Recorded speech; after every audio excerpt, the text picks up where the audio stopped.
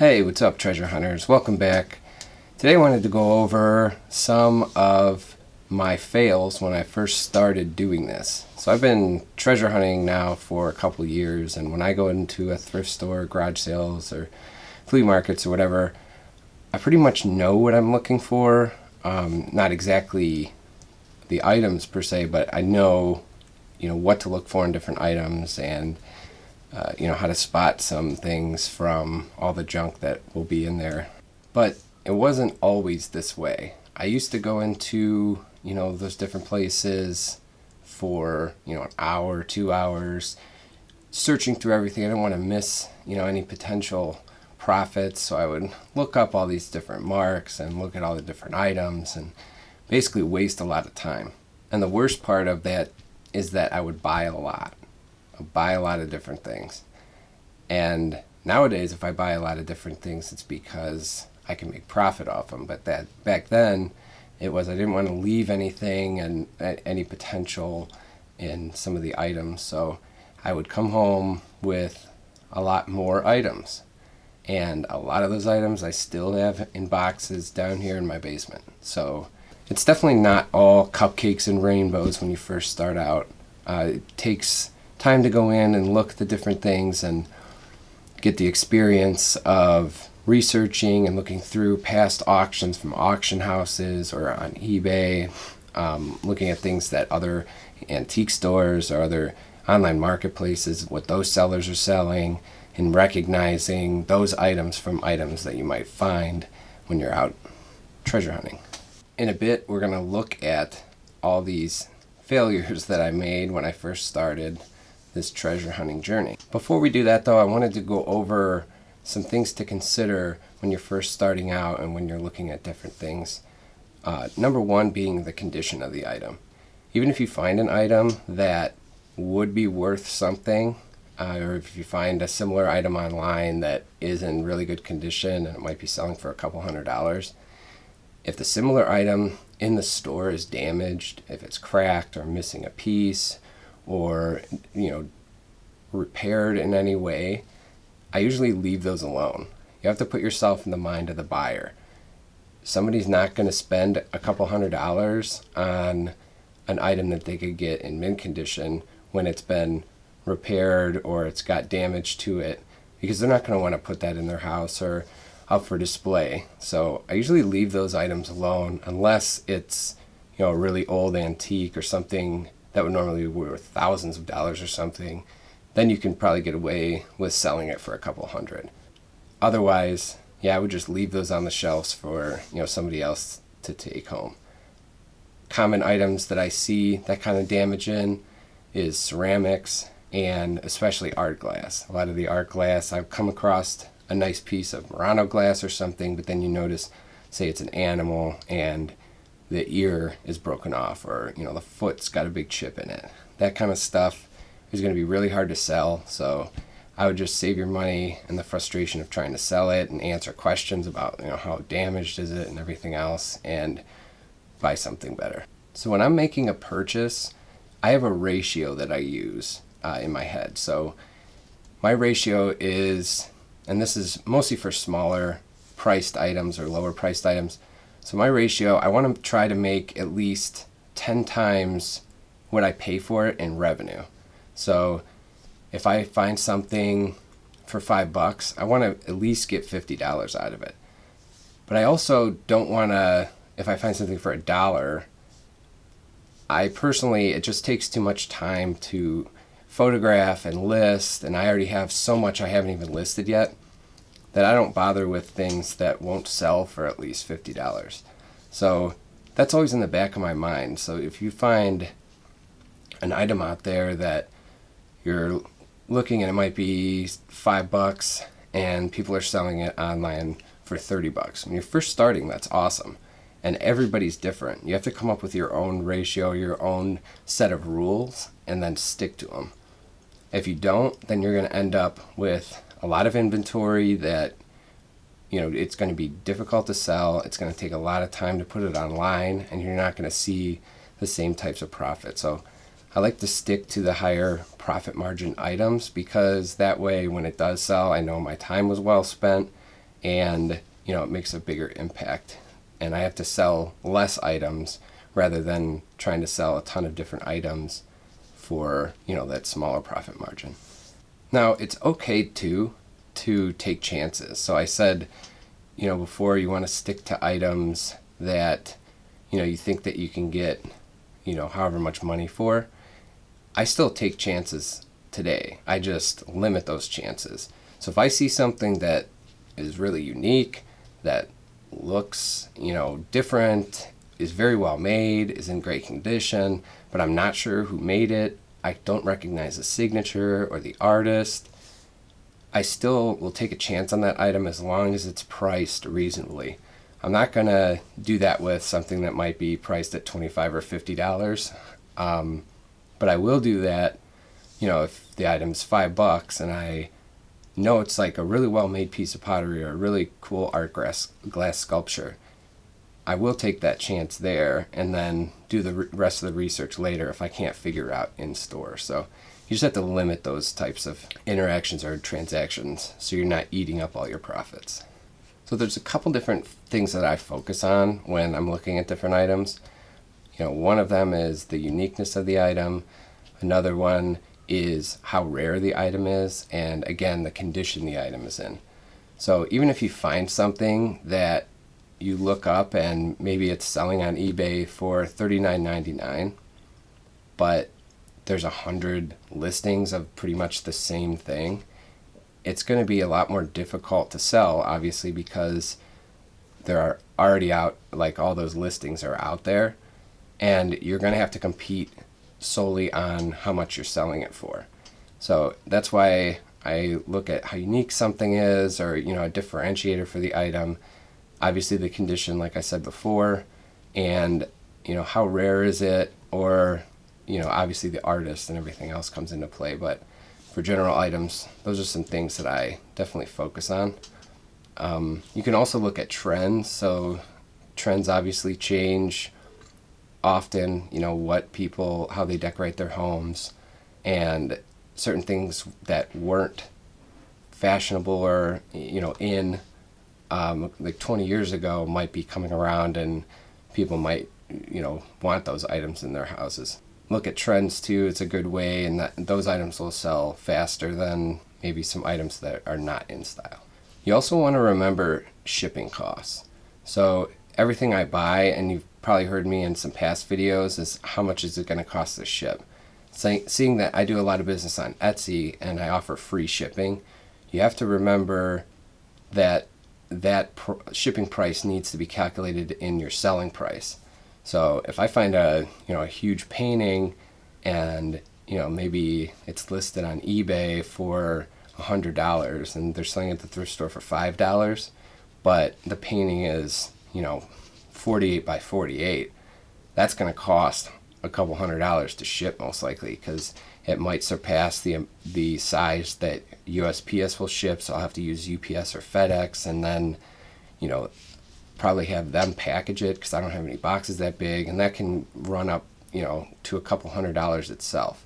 So being able to sell a $100 painting and then either charge $200 shipping or to add $200 to the price, it's going to be a difficult sell. So you always have to remember shipping costs, whether it's the weight, and mostly it's going to be the size. So, and also remember too, how fragile is the item. I mean, if it's a very intricate, light glass sculpture, that's might be broken, during the shipment process, and that's just a hassle because the customer's not going to be happy, and they're going to want a refund, and then you have to get pictures from them to send in to the claim to the post office, and then you have to wait for them to approve it and then send you a check. So it can be a huge hassle dealing with broken items. So that's another thing to keep in consideration. Obviously, if the item's worth a lot of money, then yeah, it's definitely worth the risk, and you just have to double or triple box it or something.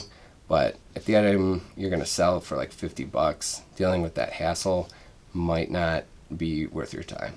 Now, don't take, when you're doing research, especially in the store, don't take the listing prices that you see on similar items as the actual value of that item. just because somebody lists it for, $250 doesn't mean that anybody's going to pay $250 for that.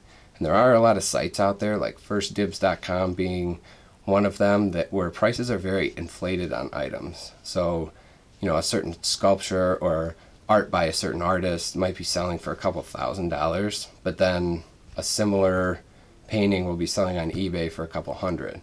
So you really need to look at like sold listings or past auctions to get a better feel for what people are actually going to pay for the item. And then that'll give you a better valuation.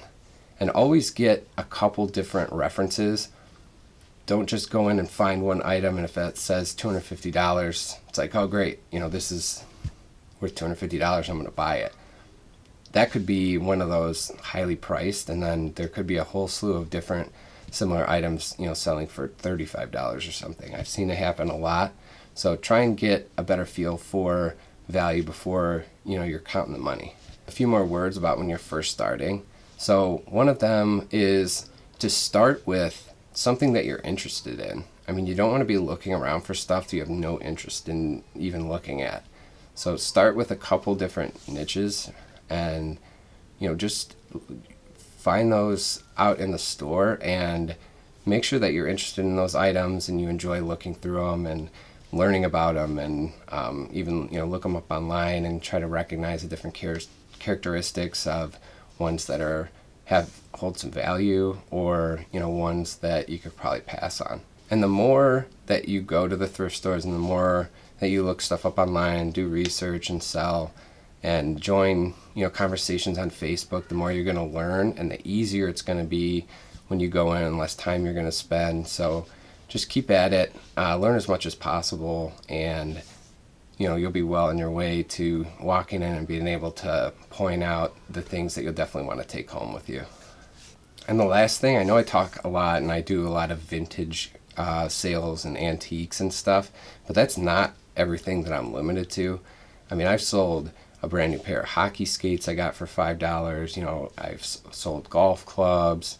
I've sold bowling balls. I've sold modern decor or clothes, like new coats from high-end department stores. I mean, there's a lot of different options. I just haven't shown any of those items yet, but those are also great. Anything you can find that arbitration between the price and like how much people are willing to pay is definitely worth picking up and reselling. And a lot of those items too are easy to sell on places like Buy Sell Trade on Facebook or something, because you don't have to pay any fees, you don't have to ship, you get cash. Those can be really easy transactions. Don't limit yourself to just vintage and antique and stuff. Make sure that if you see something and you think it's worth money, give it a check, and if it is, take it home and resell it. So now it's time to get into my failures that I made, or these misbuys, or all these different items that I haven't listed, and they're sitting in a box. I'll probably just redonate, but it's funny to look back at some of these things for me and just think like, what the heck was I thinking? Why did I buy this? And so yeah, let's get into it. So here's just one box of many that I've already donated some stuff back, but this is the next to go. And you can see the variety here. There's some glass items, a lot of studio pottery, because I had a problem with buying studio pottery just in case I could find a piece by a reputable or well-known potter that would sell for a lot. And studio pottery definitely is priced pretty cheap at thrift stores, at least thrift stores around here where I live.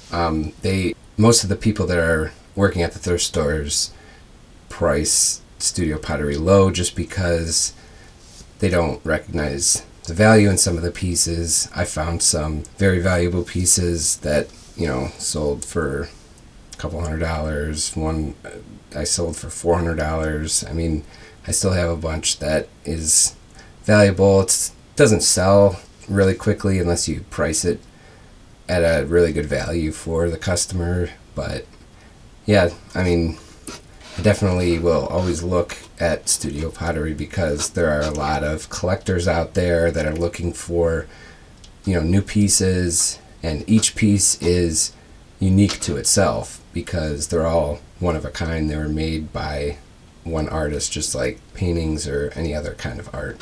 So this is what I'm talking about. This is just a piece of studio pottery. A lot of studio pottery you will find at the thrift stores were made by hobbyists or students that they probably kept for a while and then cleaned out their attic or basement and found this stuff and donated it. So here's another piece. It's pretty basic, nothing really super great about that. Here's a glass candlestick that I don't have any idea why I bought this in the first place.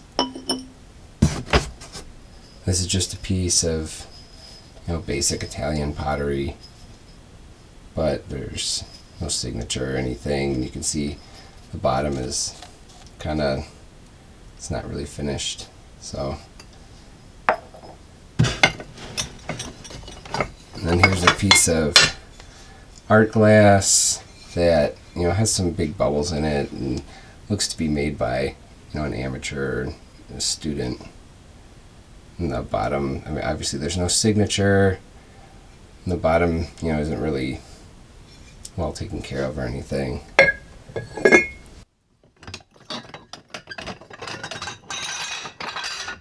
Whoops. Here's one. A lot of these types of pieces are you could purchase and then somebody just paints it or signs their name on the bottom. So I accidentally chipped that before anyway, but it's going back. So, and here's a basic jar with a silver design. And when I first started, I searched this George brand out, and I saw some pieces that were selling for a decent amount, but you can see like the condition, like the silver's all chipped off, and it's not very appealing to somebody that would actually want to buy that. This is another piece that is just kind of like one of the kinds you might get at a craft store or something, so it's not really worth anything. I did go through a phase on different kinds of china. And this is just a hand painted piece, but again, it's newer and not a very good market for this. And china can be kind of difficult to sell anyway, just because it's not really popular right now.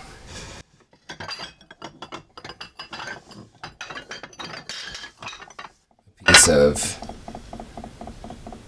modern, Japanese pottery that, before I knew what to look for in this kind of stuff, I picked up a lot of different pieces of Japanese pottery or Chinese pottery. This might actually be Chinese, I think. But yeah, they're not going to sell. And then, the rest of this stuff, here's the lid for that little eagle jar.